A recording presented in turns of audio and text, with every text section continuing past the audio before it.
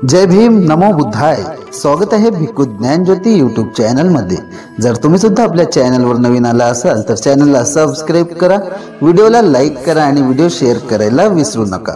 संपूर्ण व्हिडिओ पाहून आपले पुण्य संचित करा.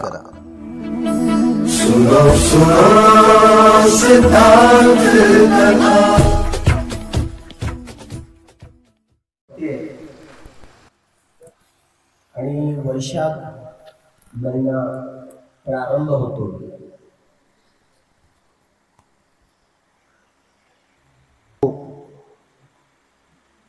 अमावसो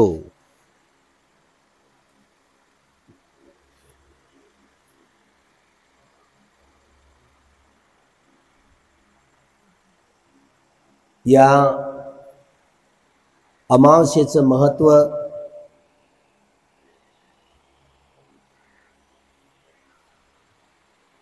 कोसंबी नगरीमध्ये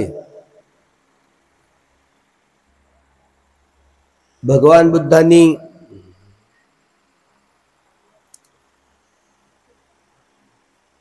वेगवेगळ्या मनुष्यांचा स्वभाव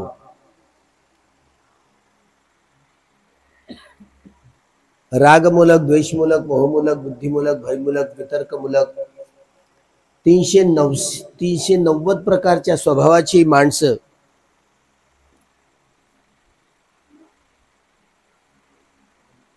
आणि सर्वश्रेष्ठ मनुष्य कुणाला म्हणतात?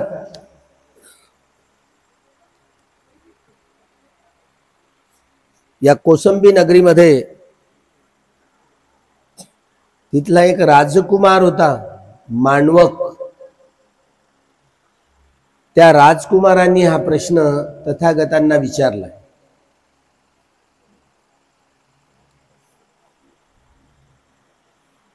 महाकारुणिक कल्याण मित्र तथागत भगवान गौतम बुद्ध आपल्या स्वप्रयत्नांनी संशोधित केलेला हा सद्धम्म त्याचा प्रसार करताना जेव्हा हे कौशांबी नगरीमध्ये दाखल झाले, नगरवासियांनी भगवंतांचे आणि त्यांच्या भिक्षू संघाचं उत्स्फूर्तपणे स्वागत केलंय आणि भगवंतांच्या आणि त्यांच्या निवासाची जवळच्या पहाडी जवळ एका वनामध्ये त्यांची केली. दररोज नित्य नियमाने तथागतांकडून हे धम्मज्ञान श्रावस्तीची ही संपूर्ण मंडळी धम्म श्रवण करू लागली. एके दिवशी कोसंबी येथील काही तरुण जे मानवक राजकुमार या भगवंतांच्या धम्मप्रबोधन सभेमध्ये हजर झाले आणि तो मानवक विचारू लागला भगवंतांना वंदन करून. भगवंत म्हणाले, मानवक, तू वंदन करून तुझ्या मनात चाललेला जो प्रश्न आहे तो विचार. तेव्हा तो मानवक प्रश्न करतो, भगवंता,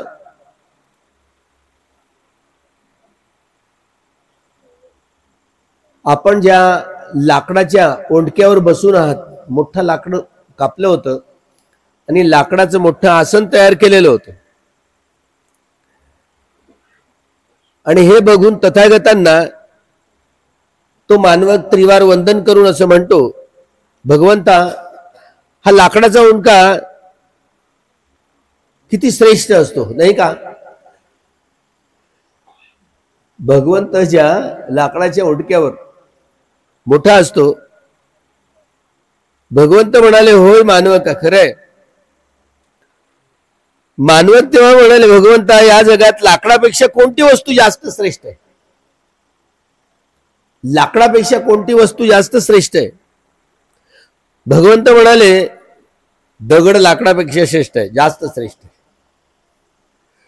मानवकाने पुन्हा प्रश्न केला की भगवंता, दगडापेक्षा कठीण वस्तू कोणती आहे? खुलासा करून सांगावं. बुद्ध म्हणाले, दगडापेक्षा श्रेष्ठ वस्तू लोखंड आहे, कारण लोखंडाच्या अवजाराने हातोड्याने दगडाचे तुकडे तुकडे करता येतात. लोखंडाच्या अवजारामुळे मोठ्या मोठ्या पहाडांना सुद्धा पहाडातून देखील मार्ग तयार करता येतो. मानवक म्हणाले, भगवंता लोखंडापेक्षा श्रेष्ठ वस्तू जगात आहे काय? असल्यास ती कोणती आहे? सविस्तरपणे समजावून सांगावं. त्यावर भगवंत म्हणाले, होय मानवका, जगात लोखंडापेक्षा श्रेष्ठ वस्तू आहे आणि ती म्हणजे अग्नी. अग्नी काय करते? लोखंडाला अग्नी आपल्या उष्णतेने वितळून टाकतं. अग्नी लोखंडाचं पाणी पाणी करून टाकतं. अग्नी लोखंडाला वेगवेगळा आकार देऊ. अत्यंत प्रसन्न होऊन मानवक पुढे प्रश्न करीत म्हणाले, भगवंता, या जगात अग्नीपेक्षा श्रेष्ठ वस्तू काय आहे? असल्यास कोणती आहे? खुलासा करून सांगावा. भगवंत म्हणाले, मानवकांनो, अनेक राजकुमार, मानवकांनो, या जगात अग्नीपेक्षा श्रेष्ठ वस्तू पाणी आहे. पाणी अग्नीला विझवून टाकतं. पाण्यासमोर अग्नीचे काही एक चालत नाही. अग्नीची उष्णता देखील पाण्यामुळे थंड होऊन जाते. मानवक म्हणाले, या भगवंता, या जगात पाण्यापेक्षा श्रेष्ठ वस्तू कोणती आहे? भगवान बुद्ध म्हणाले, या जगात पाण्यापेक्षा श्रेष्ठ वस्तू वायू आहे. वायू. वायूमुळे पाण्याचा प्रवाह बदलू शकतो.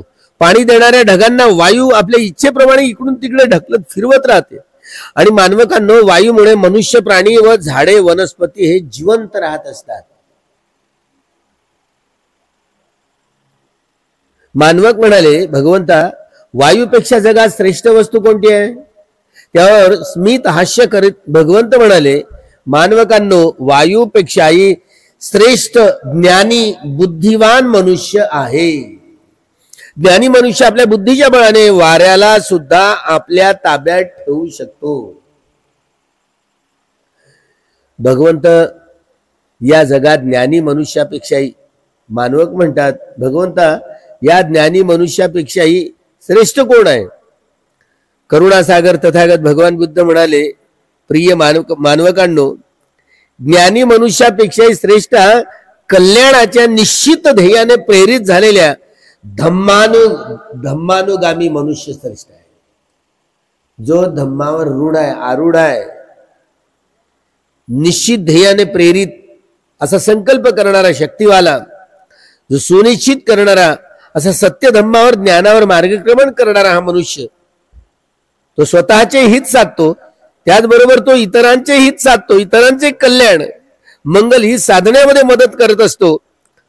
अनेक राजांपेक्षा, अनेक श्रेष्ठींपेक्षा तो श्रेष्ठ असतो. कोण? धम्मानुगामी, म्हणजे धम्मामध्ये गमन करणारा, ज्यांनी आर्य सत्याचा साक्षात्कार केलेला आहे तो. कित्येक राजे वा श्रेष्ठी त्यांच्या तुलनेत काहीच नसतात. त्यामुळं मानवकांनो, खऱ्या अर्थाने निश्चित ध्येयाने संकल्प, असा शक्ती संकल्प करून सुनिश्चित लोककल्याणार्थ झटणारा सत्यानुगामी, धम्मानुगामी हा मनुष्य जगात सर्वश्रेष्ठ असतो. तथागतांच्या या कल्याणकारी धम्म प्रबोधनाने कोसंबी निवासी मानवकांना सत्यज्ञान, धम्मज्ञान कळले. ते सुद्धा कल्याणाचा निश्चय केल्याने ध्येयाने प्रेरित होऊन त्रिवार वंदन करून म्हणाले, भगवंता, आम्हाला सर्वश्रेष्ठ मनुष्य बनण्यासाठी आम्हाला प्रवज्या द्या आणि आमची उपसंपदा करावी, अशी त्रिवार वंदना केली. तुम्ही केली होती ना? 3 शरण आणि 10 शील द्या, प्रवज्या द्या. ते राजकुमार एवढे आले आणि त्या राजकुमारांनी मागणी केली, आम्हाला प्रवज्या पण द्या आणि उपसंपदा पण. तुम्हाला आता प्रवज्या दिली, उपसंपदा कोणाकोणाला घ्यायची आहे? उपसंपदा होणं म्हणजे भिक्षू जीवन. या दिवशी तथागतांनी ही जी धम्मदीक्षा दिली, ज्या धम्मदीक्षेच्या या प्रेरणेतनं जे सगळे कौशांबीचे राजकुमार होते त्या राजकुमारांनी प्रवज्या देखील घेतली आणि उपसंपदा देखील घेतली, भिक्षू संघात सामील झाले. पुढे ते सगळेच मानवक अर्हत्व प्राप्त झाले. तुम्ही 20 तारखेला प्रवज्या घेतली मुक्तीसाठी, धम्मानुगामी बनण्यासाठी, सत्यानुगामी बनण्यासाठी. सत्याचा साक्षात्कार करणं म्हणजे, आर्य सत्याचा साक्षात्कार करणं म्हणजे धम्मानुगामी बनणं. या निमित्तानं भगवंतांच्या धातू तुमच्या सगळ्यांच्या, आमच्या सगळ्यांच्या पुण्यकर्माने आमच्यापर्यंत आल्या. त्यांची जी कागदपत्र आहेत, कोणत्या पृष्ठावर कुठे कुठे काय, सम्राट अशोकाच्या कालखंडात या धातूंचा जो क्रमांक आहे ती कागदपत्र आल्यानंतर ते सांगणार आहे की किती नंबरचे आहे धातू आहेत. त्या धातू थाई भाषेमध्ये आहेत. त्याचा अनुवाद आल्यानंतर मी येणाऱ्या आषाढी पौर्णिमेला जेव्हा वर्षावास सुरू होईल तेव्हा ते वाचून दाखवणार आहे की सम्राट अशोकांच्या कालखंडामध्ये त्या किती क्रमांकाच्या धातू होत्या, ज्या थायलंडला गेलेल्या. अनेकांनी या धातूंची मागणी केली, पण आमचंच पुण्य, तुमचंच पुण्य समजायचं. कारण धम्म म्हटल्यानंतर हे 4 आधारस्तंभ असतात: उपासक, उपासिका, भिक्खू आणि भिक्खुनी. तुमचं आमचं सगळ्यांचंच पुण्य समजा, जेणेकरून या धातू आमच्यापर्यंत पोहोचल्या. संघ ज्या ज्या ठिकाणी असतो त्या त्या ठिकाणी जसं सांगितलं गेलं, जेव्हा धातू या कलशामध्ये 32 धातू टाकलेल्या आहेत. बुद्धांच्या या अस्थि धातू आहेत. आमच्याकडे एक जे मनस धातू आहेत बुद्धांची, जी प्रियदर्शी महाथेर बुद्ध धातू भंतेंकडून एक एवढं मनस धातू, ती पिवळसर होत. आणि या अस्थि धातू या कोणत्या भागाच्या आहेत हे कळायला वा तिथनं जो रिपोर्ट असेल त्या रिपोर्टच्या आधारावर आषाढी पौर्णिमेला कथन करेल किती नंबरचे आहेत. धातवो धातु गब्बे, अर्थात या धातू लोकहितासाठी, हे बुद्ध शासन परिपूर्ण टिकवण्यासाठी या धातू महास्तूप बांधून त्या महास्तूपामध्ये प्रतिष्ठित केल्या जातात.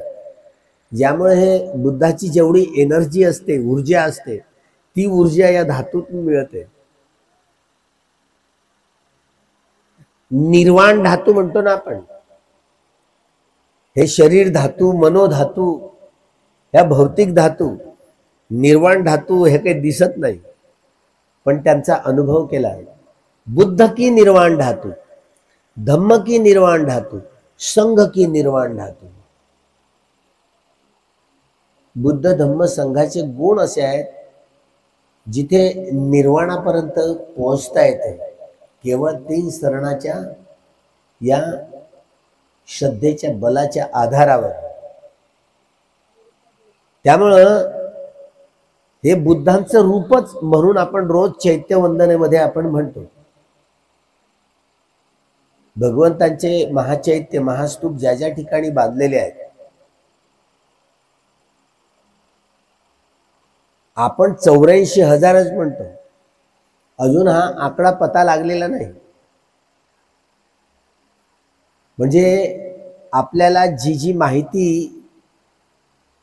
भिक्षू संघाने दिली चैत्यवंदना करताना, ही चैत्यवंदना प्रामुख्यानं भगवंतांच्या महापरिनिब्बाणानंतर ही चैत्यवंदना आली.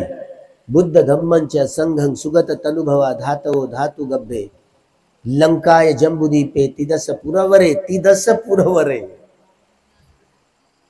कुठे कुठे आहेत धातू? सगळ्या जंबुदीपाभरे, लंकाय जंबू तिदस पुरवरे. म्हणजे प्रामुख्यानं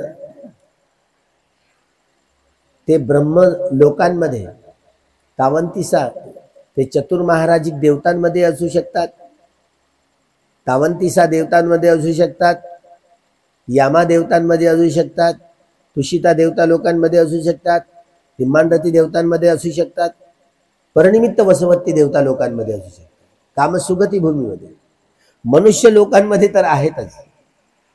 याखेरीज महाधम्म राजिका देवतांपासून तर ते अकनिष्ठका देवतांपर्यंत, रूप ब्रह्म लोकांपर्यंत, तिथे देखील या सगळ्या 16 प्रकारच्या रूप ब्रह्म लोकांमध्ये आणि जिथे तावंतिसा या कामसुगती, आताची नावं घेतले ते 6 प्रकारचे देवता लोक, याला कामसुगती भूमीमध्ये, यामध्ये देखील अनेक स्तूप आहेत.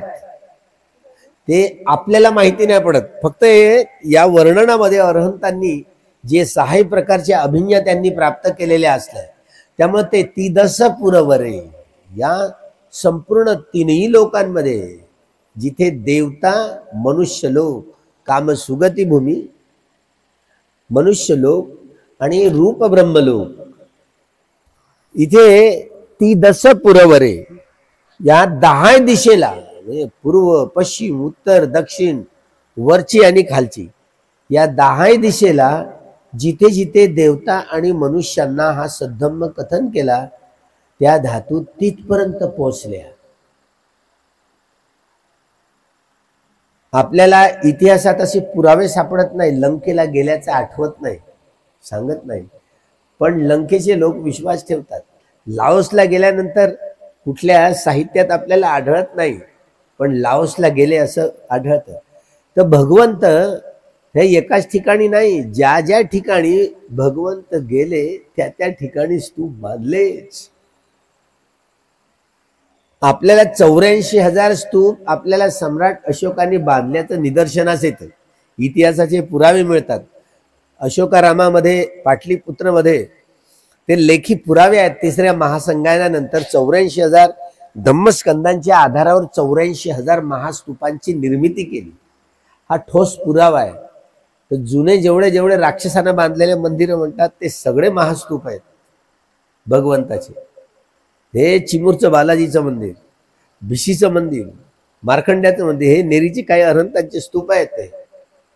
हे जेवढे जेवढे जुने राक्षसांनी बांधलेले मंदिर म्हणतात हे सगळे स्तूप आहेत. महास्तूप भगवंतांच्या धातूंवरती प्रतिष्ठित केलेले, त्या धातू प्रतिष्ठित केलेल्या त्या धातू, तिथे महास्तूप, महाचैत्य, अरहंतांच्या धातूंची जिथे प्रतिष्ठापना होते चैत्य स्तूप. एवढंच नव्हे तर आपल्याला ज्या ब्राह्मणांनी हे वाटप केला, पहिल्यांदा 6 मोठे मोठे महास्तूप बांधले, ते कोळसे बिलसे काही होते ते आपण स्वतः घेऊन गेला. पण ज्याला पारिभोगिक चैत्य म्हणतात, पारिभोगिक, तथागतांनी ज्या ज्या वस्तूचा उपयोग केला स्वतःसाठी, ज्या ज्या वस्तूचा, त्यांच्या शारीरिक धातू तर आहेतच, पण ज्या ज्या वस्तूचा उपभोग, चिवर असो, भिक्षापात्र असो, पाणी पिण्याचा प्याला असतो, पाणी गाळण्याचं वस्त्र असो, फोफी असो, वस्त्र असो, त्यांचे जे जे शिल्लक आहेत ना ते कितीतरी आहेत. आणि त्या त्या धातूंवरती, त्या त्या वस्तूंवरती, याला पारिभोगिक चैत्य म्हणतात, चैत्य बांधलेले आढळतात.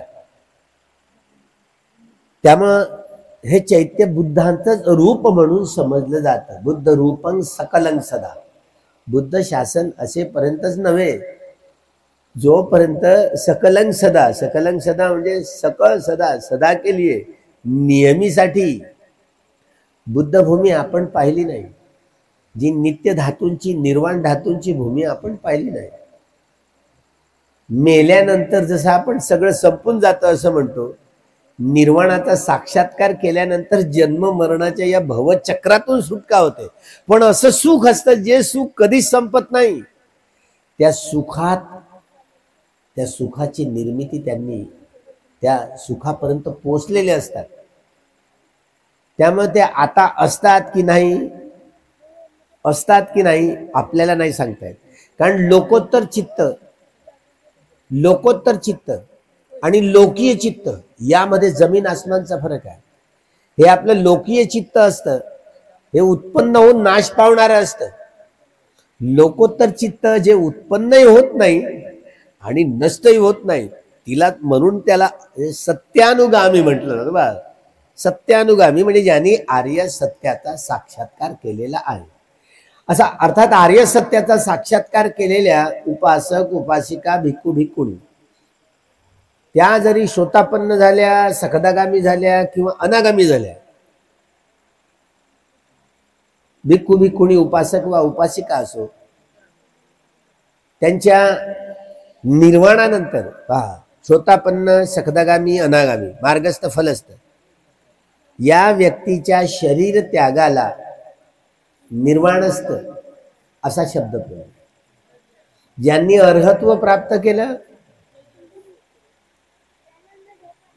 धम्मानुगामी सत्यानुगामी होऊन ज्यांनी अर्हत्व प्राप्त केलं, त्या अर्हत्व प्राप्त व्यक्तीच्या त्यांच्या धातू असतात. त्यांच्या भिक्षुनीच्या मात्र धातू झालेल्या दिसत नाही, म्हणून भिक्षुनींचे स्तूप दिसत नाही आपल्याला. हे खरं आहे की भिक्षुनी जी अर्हत्व प्राप्त झाली तिला देखील परिनिर्वाणच त्यांच्या कायत्यागाला म्हटलं जातं, पण त्यांच्या शरीराच्या 10 क्रियेनंतर त्या धातू बनत नाही, म्हणून त्यांचे स्तूप आपल्याला दिसत नाही. अर्हंतांचे स्तूप दिसतात. या अर्हत प्राप्त व्यक्तीला सावक बुद्ध म्हणतात. 3 प्रकारचे बुद्ध, सम्यक संबुद्ध, पश्चेत बुद्ध आणि सावक बुद्ध. यांच्या धातूंवर हे चैत्य आणि महाचैत्य बांधले जातात. हे बुद्धांचे रूपच समजले जातात. सिद्धार्थ गौतमाने जेव्हा सम्यक संबोधी प्राप्त केली, कशाच्या आधारावर? या निर्वाण धातूंची प्राप्ती केली. हे श्रोतापन्न सकदागामी अनागामी वा अर्हत हेही निर्वाणाचा आविष्कार, निर्वाण धातूचा अनुभव करतात. सम्यक संबुद्ध, पश्चेत बुद्ध आणि अर्हत सत्व हेही निर्वाणाचा साक्षात्कार करतात, अनुभव करतात.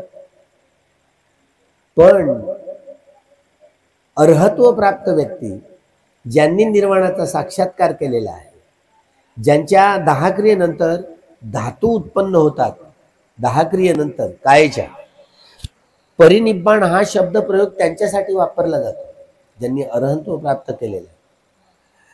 महापरिनिब्बाण हे सम्यक संबुद्धांसाठी वापरलं, त्यांच्या कायत्यागाला महापरिनिब्बाण.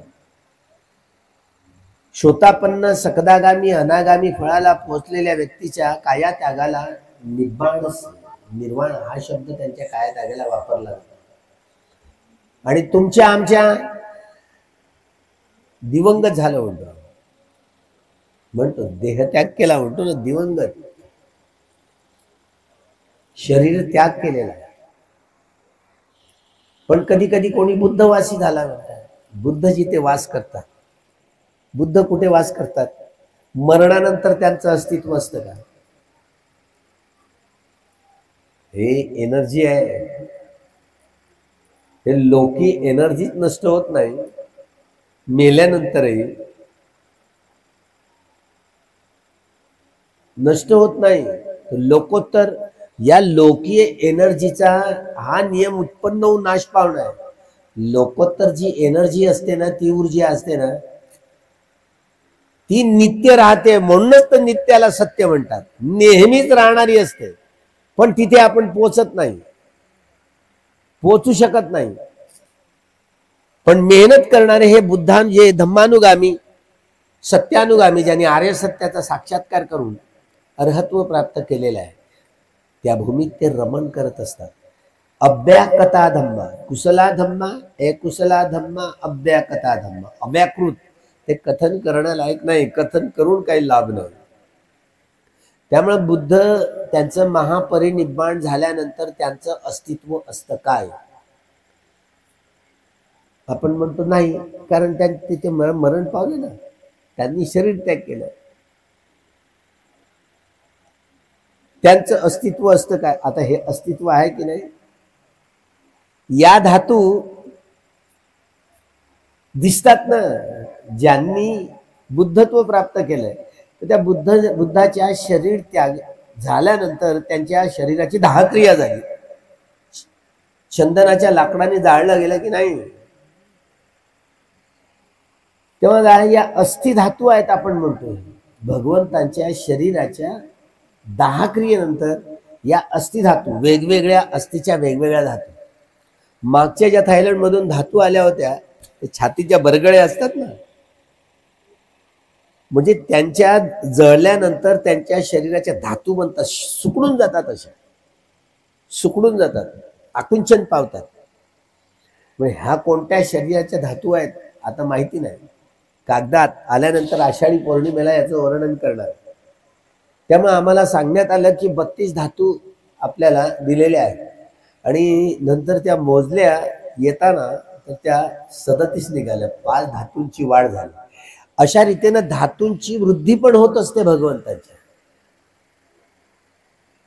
म्हणजे आपल्याला कधी कधी प्रश्न उरतो की नाही, 84,000 ते 6 मोठे मोठे महास्तूप उखडले सम्राट अशोकाने आणि 84,000 समविभाग मानून 84,000 महास्तूप उभे केले आणि त्यांनी धातूंची प्रतिष्ठापना केली.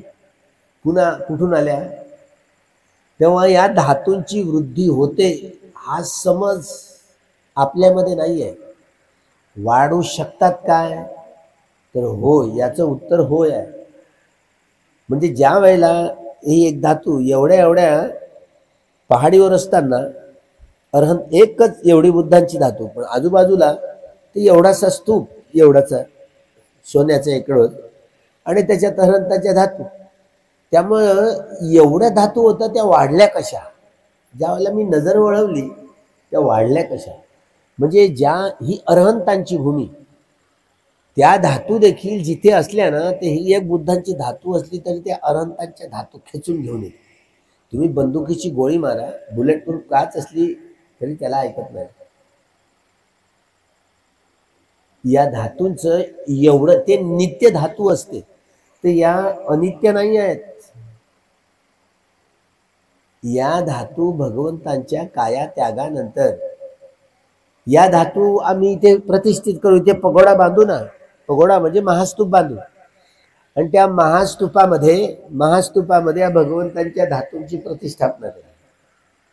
हे सगळे उपासक उपासिका आपली नाकातली नथनी, हे गळ्यातली पोत, सोनं राहते ते, कानातले, हे नाकातले, हातातले, हे सगळं तेव्हा टाकणार आहेत एकदानं सगळं. तुम्ही जेव्हा राहाल ना पगोड्यात, ज्यावेळेला महास्तूपात प्रतिष्ठापना होईल, तरी सिद्धार्थ गौतमानी बुद्धत्व प्राप्त केलं, सम्यक संबोधी प्राप्त केली, याला काय म्हणतात? या सम्यक संबोधी प्राप्त करण्याला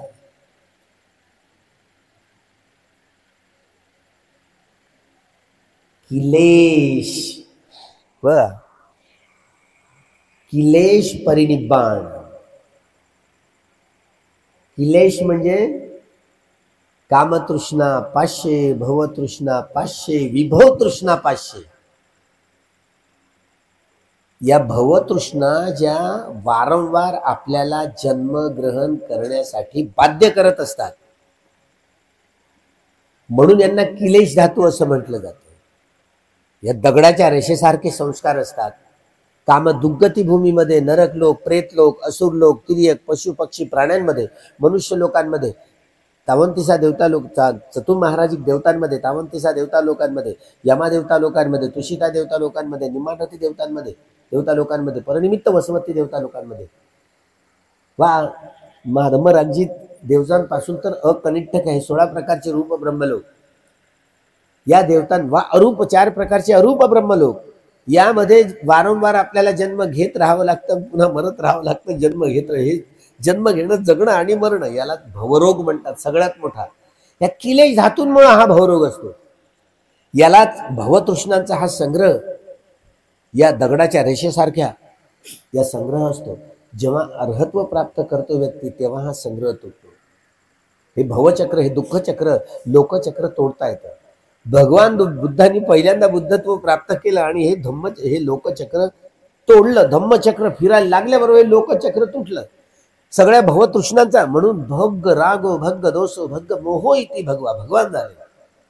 भगवान झाले. सगळ्या रागाच्या, द्वेषाच्या, मोहाच्या साऱ्या कड्या त्यांनी भग्न केलेल्या. हे भवचक्र, दुःखचक्र तोडलं आणि सम्यक संबोधी स्वप्रयत्नाने हे बोधी ज्ञान अनुसंधान करून स्वयंबुद्ध झाले. भूत, वर्तमान, भविष्यकाळ या तीनही कालखंडाची परिपूर्ण जाणकारी त्यांना प्राप्त करता आली. त्यांना प्रामुख्याने आपल्या सगळ्या किलेश धातूंचा मुळासकट नायनाट केला, सगळ्या कामतृष्णा, भवतृष्णा, विभवतृष्णाचा. म्हणून या बोधी, सम्यक संबोधी प्राप्त करण्याच्या प्रक्रियेला किलेश परिनिब्बाण धातू, बघा, किलेश परिनिब्बाण. जिवंत असेपर्यंत तथागतांनी 46 वर्षावास केले. या किलेश परिनिब्बाणाच्या या ज्ञानाच्या संबोधीच्या आधारावर 46 वर्षावासात भगवंताच्या जिवंत असेपर्यंत 24 असंख्येय 80,000 देवता मनुष्य लोकांना लाभ झाला. 4 असंख्येय 1,00,000 कल्प, 8 असंख्येय 1,00,000 कल्प, 12 असंख्येय 1,00,000 कल्प किंवा 16 असंख्येय 1,00,000 कल्प, एवढ्या कल्पांमधून जन्म घेणारा 32 लक्षणं 80 अनुव्यंजन स्थापित करणारा हा महापुरुष जेव्हा केव्हा बुद्ध होतात, त्या बुद्ध शासनाचा तो कालावधी, त्या बुद्ध शासनाच्या कालावधीत किती लोक पुष्ट होतात धम्मामध्ये? 34 असंख्येय 80,000. तथागत जिवंत असेपर्यंत 24 असंख्येय 80,000, 24 असंख्येय 80,000 देवता आणि मनुष्यांना लाभ झाला. बाकीचे 10 असंख्येय आता आहेत, ते आता बाकी बुद्ध शासनात ते होतील. भगवंतांचा हा किलेश परिनिब्बाण या प्राप्तीच्या, संबोधी प्राप्तीच्या आधारावर 46 वर्षावासात 24 असंख्येय 80,000 देवता आणि मनुष्यांना लाभ.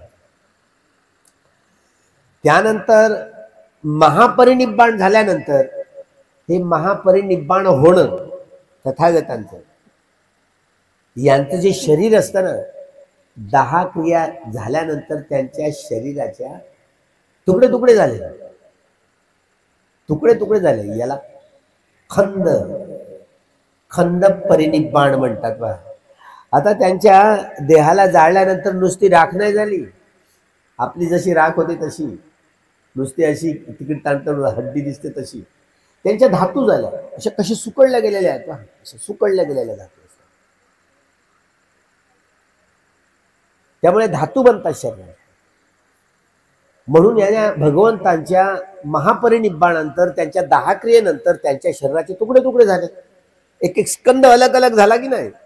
म्हणून या प्रक्रियेला महापरिनिब्बाण झाल्यानंतर, शरीर 10ची प्रक्रिया झाल्यानंतर, मृत्यूनंतर त्यांच्या शरीराचे तुकडे तुकडे झाले.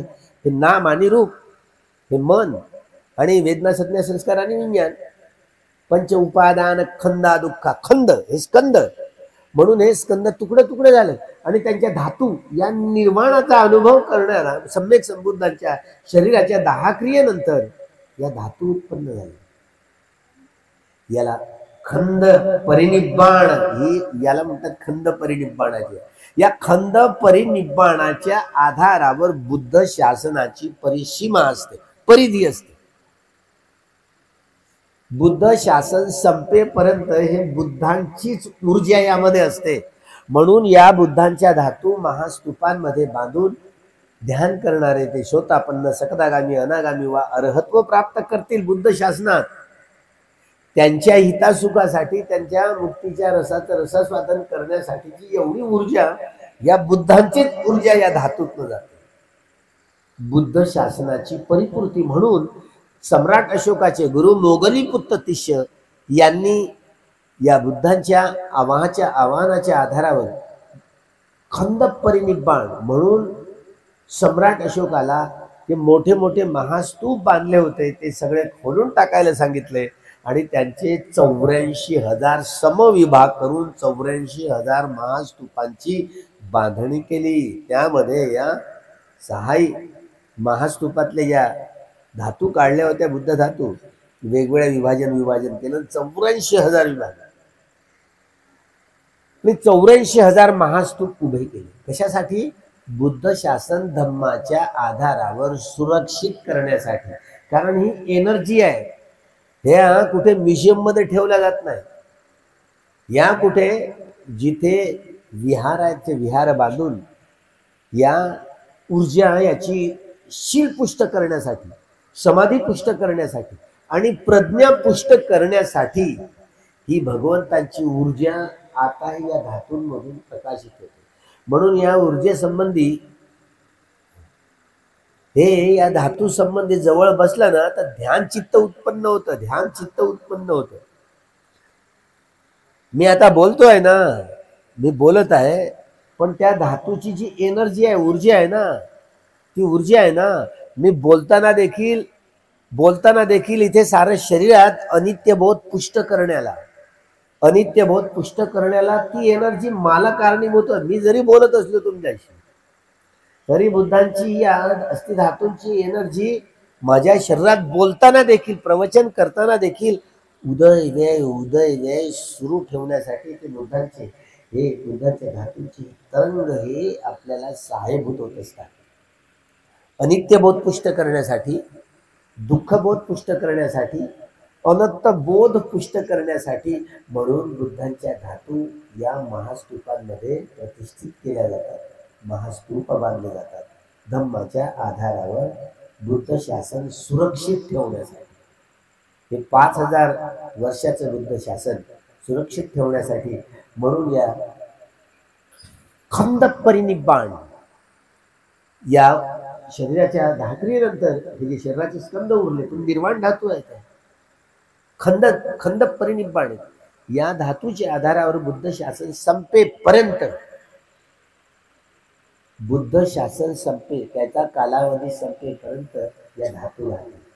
नंतर इथून इथे पगोडा असेल, स्तूप असेल, तरी या धातू आम्ही असो की नाही मला नाही माहिती, पण बुद्ध शासन 2,500 वर्ष गेले, त्याच्यातले 50-60 काढले तर त्यानंतर या धातू आहेत ना, या धातू 2,500 वर्षातले हे 67 काढून टाकायचे. जेवढे उरले एवढे वर्ष या धातू राहतील. त्यानंतर या पगोड्यात जरी बांधलेल्या असल्या तरी पगोडा तोडताड करून, समजलं, एवढी ऊर्जा आहे यांच्यामध्ये, हे पगोडा तोडताड करून या धातून बोधगयेला जातील. कुठे? जिथे बोधिवृक्ष आहे तिथे बोधगयेला जातील.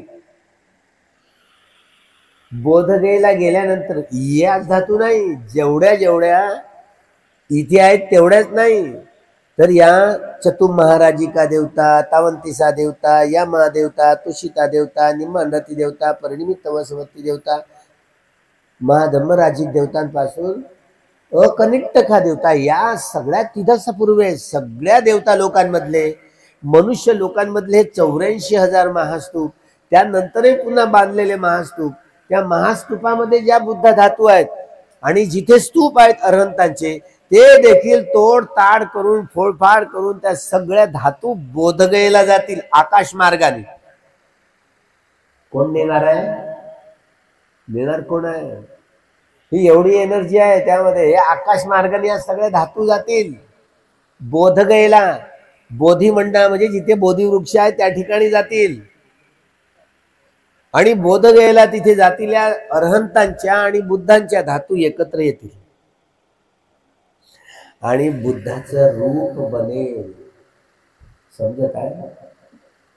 बुद्ध प्रत्यक्ष दिसतील. त्यावेळेला तुम्ही असा की नसा, मी मात्र सांगणार. बुद्ध शासन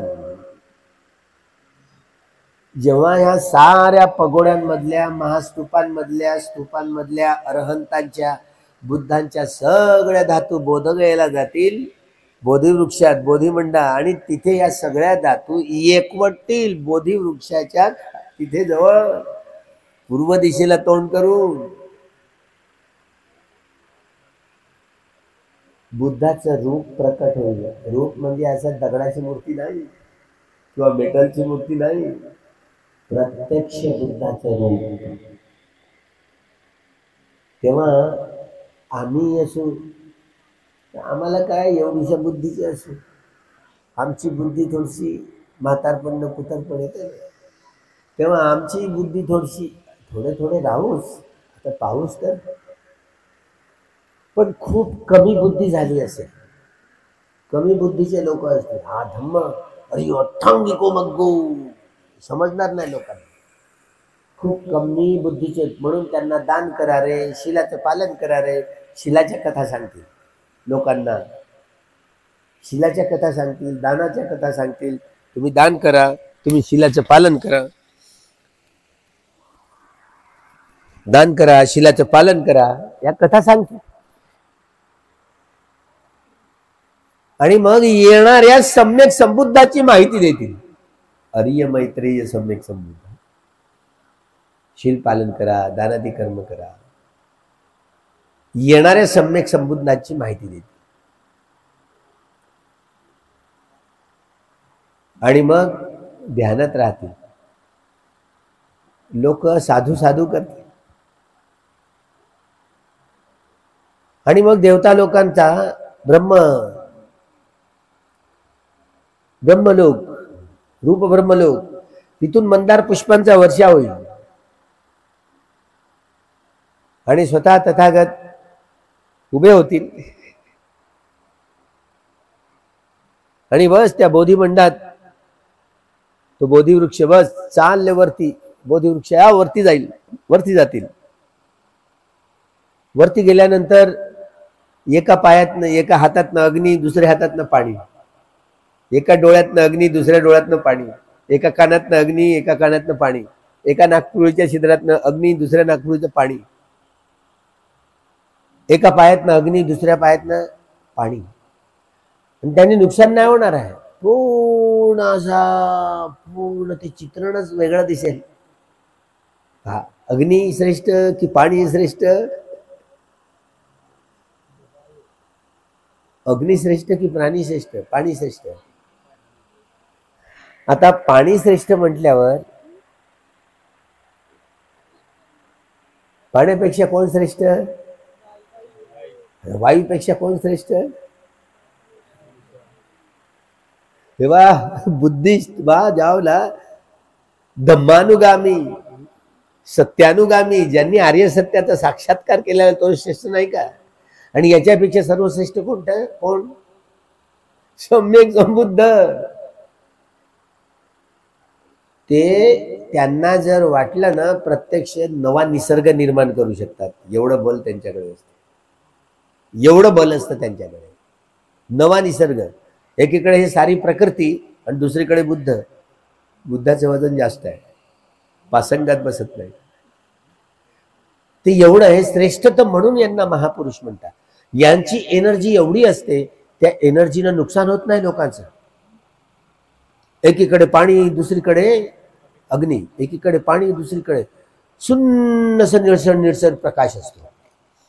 आता तो प्रकाश, आता आम्ही पाहू की लोक पाहू, तुम्ही पाहाल की नाही माहिती नाही. सम्यक संकल्प करावा लागतो तेव्हा हे पाहायला मिळतं, नाही तर नाही मिळत. आणि येणाऱ्या आर्य मैत्रेय बुद्धांची तेव्हा पाणी, अग्नी, आणि तिथे आपला अग्निकशींचा अभ्यास करून त्यांच्या शरीराची दाहक्रिया होईल. बघा, दाहक्रिया होईल. म्हणजे या धातूंनी, बुद्धा धातूंनी बनलेलं जे, अनंतांच्या धातूंनी बनलेलं जे शरीर आहे, त्याची अग्निकशीनं दाहक्रिया होईल.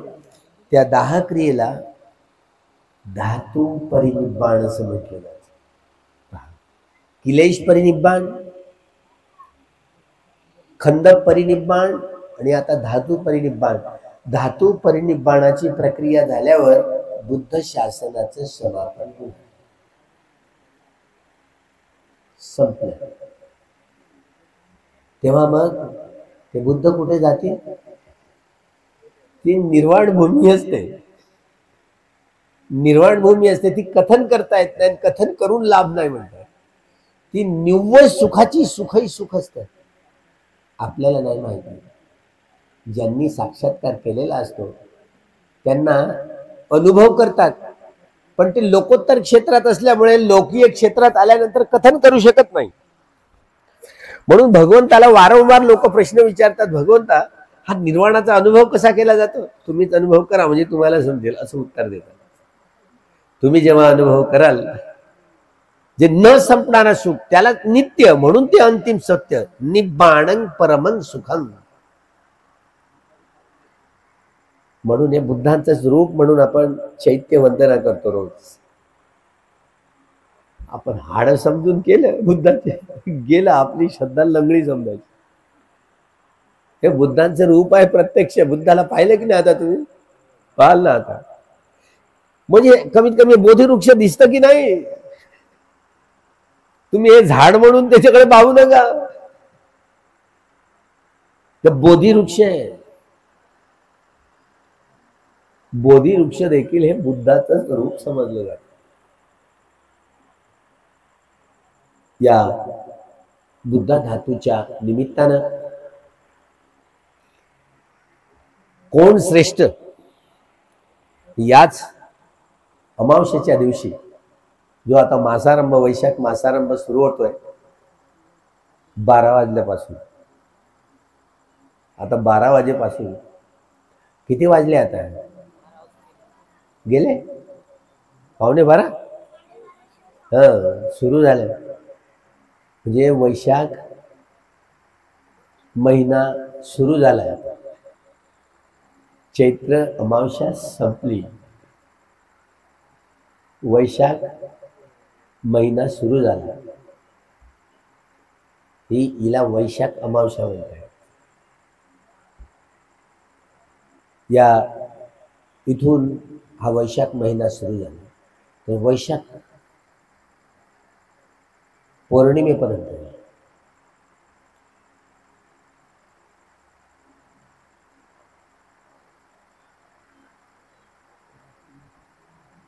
ज्या प्रमुख या बुद्धा धातूंच्या, भगवंतांच्या अस्थि धातूंचं दर्शन, हे प्रत्यक्ष भगवान बुद्धांचं दर्शन. बुद्ध पाहिल्यानंतर कसं वाटतं?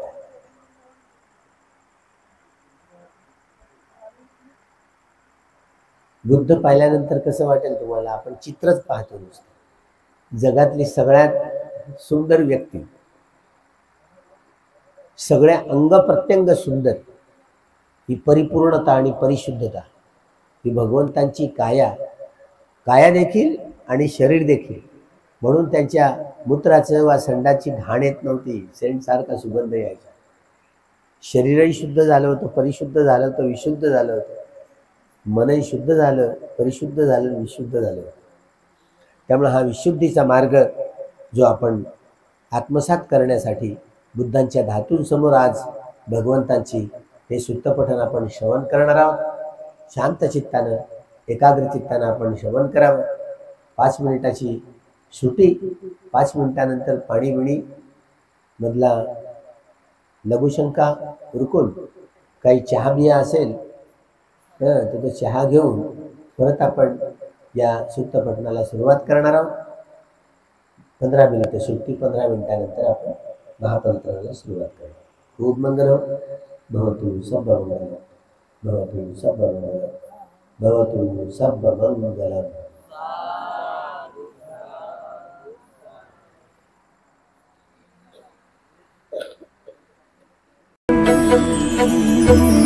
असेच नवनवीन व्हिडिओसह भेटू पुढील व्हिडिओमध्ये. तोपर्यंत जय भीम, नमो बुद्धाय.